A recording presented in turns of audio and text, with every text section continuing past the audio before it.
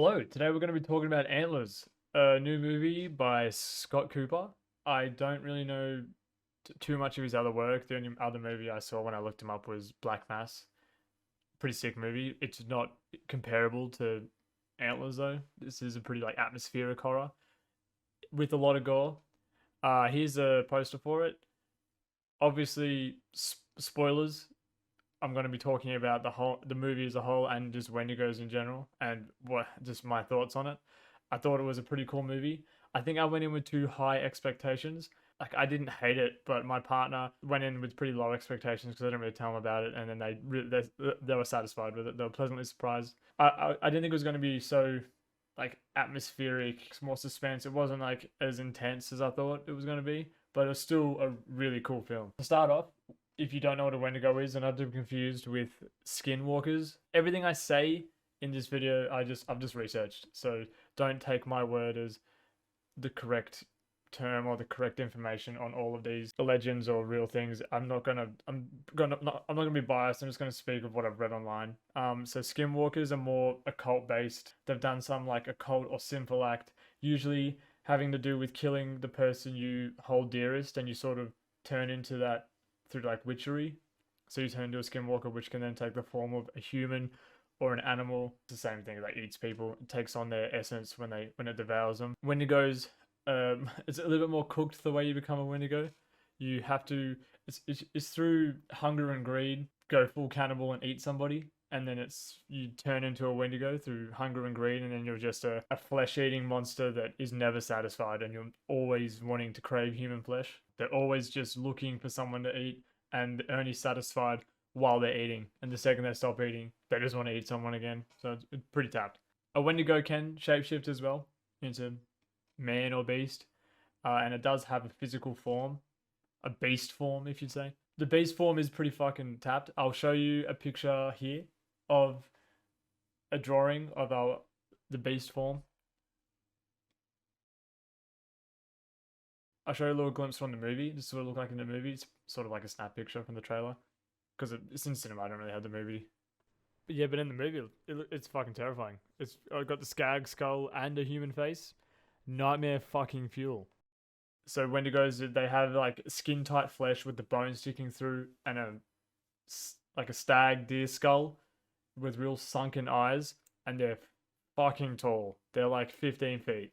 They're NBA All Stars. They're not huge. They're big in stature, but they're not juicy. They're not some roided up monster running after you, because you can imagine that fucking taking down forests as it runs after you. Some roided up fucking goat demon.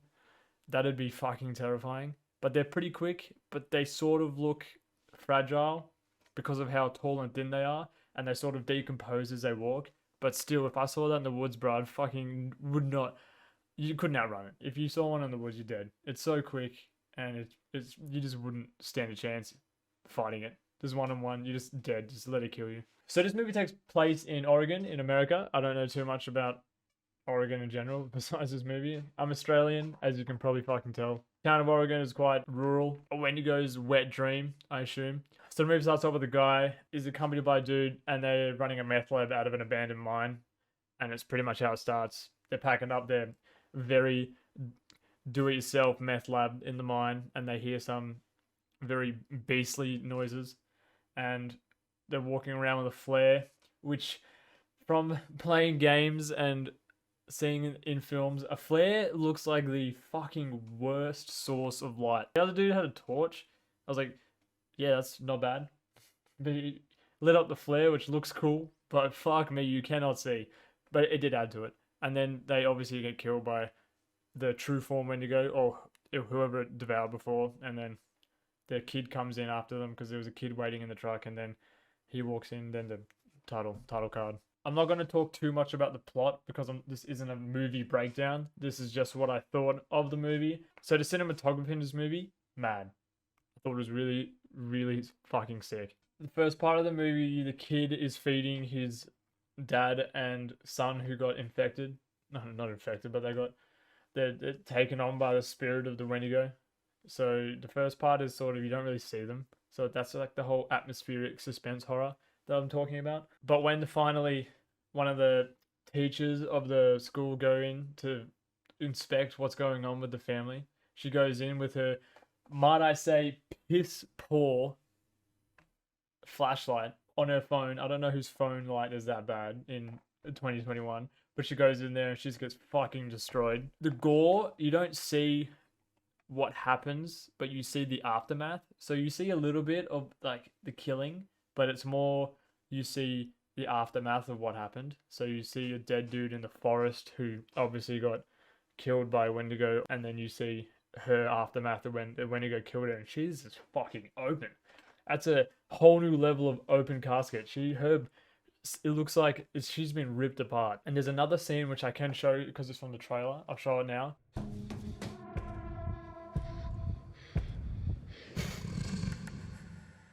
I thought this scene was sick. It shows the trail of when the dad he escaped. Might I add, that door that they're in is locked so hard because the dad told the child who wasn't affected. I'm just going to say infected because it's easy to say. It's like, lock me in here, don't let me out. And that's all the kid's been doing. He's just been feeding his dad fucking dead animals. Which also, they show a lot of animal gore, which is uncommon.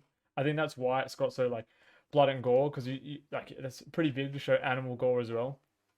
So he's just feeding his fucking dad, like, roadkill. And the principal, I don't know why, when she went in, it's like, you see a door fucking locked heavily, and you're here groaning, and you're like, oh, I'm gonna go in there. I don't know what it is about that scene, but it just made my brain erect.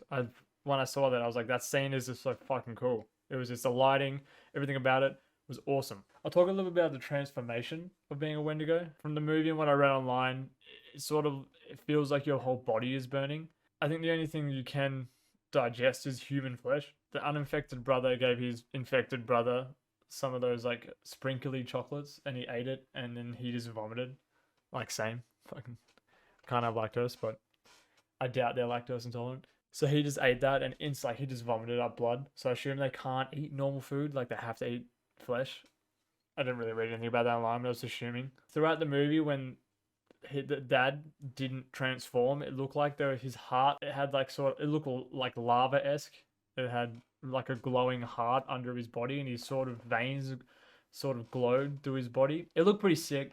It looked painful as fuck, because when he does leave, he fully transforms into the beast form. Once he's escaped and the fucking kid sees his dad's escaped, the cops do come to the house and they find the dead body of the dad, who has just been, imagine on Alien when the facehuggers come out of the chest, but imagine that, but instead of a facehugger, it's like a full fucking 15-foot demon goat. He just comes straight out of starts at his mouth and then just blows up his whole body. Fucking cool. You don't get to see that. You see a little bit of antlers coming out of the mouth, which is cool. But you do see the aftermath of when it did come out, and it's just open fucking whole body, which is mad. That's the thing. One thing this movie does well. It doesn't do the whole leave it to the eye where you see someone die and you see them like they on the screen, and then you just see like a knife out of the side. You don't see that. You see how they died. You see everything. Blood, guts, and everything, which is fucking cool. So I think this is one of the movies where it builds up, so that the end part is pretty intense. I think that it could have, the things that I thought were going to be more in it was, I thought there was going to be more killings. I thought the Wendigo was going to go on some blood rage, and it killed heaps of people. And I thought it was going to use more of the mimicking itself. So it used a child to cry, to mimic, to like help people, or like lure people in. It lured one of the cops into the shed because the kid was crying. But I thought it was gonna do really like blood curdling help me screams in the woods, and maybe like two campers would go over and be like, oh, what's wrong? And then they go over and there's nothing there. I thought it was gonna do more mimicking people's voices, be like, hey, can you come in here? So like there's some dumb shit of telling people to come into the other room, and then they just get fucking obliterated by the goat man. But it just sort of just used a kid crying, and it did it twice, the same thing twice. And I was like, I thought it was gonna do more of the like cooler mimicking shit, but it's not really that. It was still hectic. There was a movie that did the beast or monster mimicking someone in distress really well. It's called Annihilation. Sort of about like the world getting like heaps of mutations in it and shit. I don't know. I haven't seen it in a very long time, but it's fucking sick. But I showed a little clip from it, and I thought this is the perfect way of the monster mimicking someone to get them out to kill them.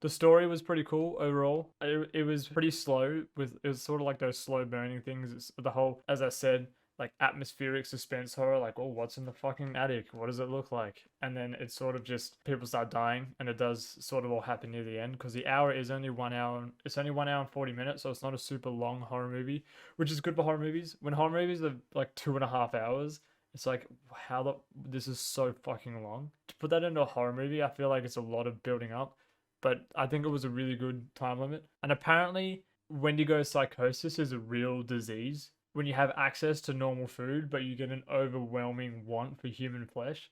It's like a real thing. So if any of your friends think about wanting to eat humans, just be ready, I guess. And apparently, the older a Wendigo becomes, more powerful it gets. It can like change the weather and shit. But I don't know. I don't know how much about that shit. That's just me reading online. This movie is one of the few Wendigo movies sort of out. Pretty fucking sick. If you like Wendigos and you like blood and gore, I think it's a must see. Don't expect like an action horror. When I saw the trailer and I saw how bloody it was, I thought it was going to be really intense. I thought it was going to be way more deaths, way more killing, but it was more suspenseful. Like it wasn't super action. It was sort of just shock at the end, but it was still pretty cool. I just thought it could be more. I thought it could be more killing and more Wendigo traits.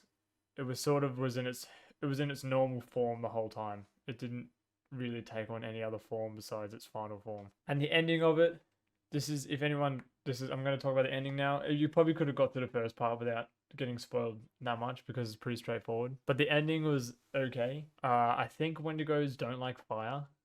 I know they can take crazy climates, but I don't think they like fire because the main protagonist, who is one of the cops, because these towns only have like, their police force consists of 2 whole people. His sister is the main protagonist, and she's like trying to save the uninfected kid. The Wendigo's like eating a full fucking grizzly bear or black bear, whatever. It was a big fucking bear. I don't know what all the different types of bears. It was a big bear, big motherfucking bear, and it was eating it like it was a fucking roast chicken. So she gets out a flare. Fucking flare comes back. She comes out. She gets a flare, and she's just sort of putting the flare towards him, and it's backing off, and it's like swiping it. I don't know. It looked like it was fucking didn't know what to do. It was eating, which is at its weakest when it's eating, but I don't know. She just like disturbed his dinner, and she shot it a couple times and then got the flare out and then was stabbing it, like trying to stab its heart with a pole or something on the ground. I just didn't think it was going to be that scared of a flare in After Earth, when those monsters and Jaden Smith just didn't have to be scared of them. And that was the whole thing of the movie. Is like, oh, don't be scared of the monsters and they can't see you. Like, that sucks. They also made him say coward, even though obviously he struggles to say the word. He just said it. I don't know why they made him say it so many times. I don't know. It felt fucking mean. I was like, why did they do that? I'm not a coward. You're the coward. It's not that bad. The flare isn't that bad. That movie was fucking shit. Because just don't be scared. Wow, cool. Mad plot. But yeah, I just thought the flare just scared the Wendigo way too much.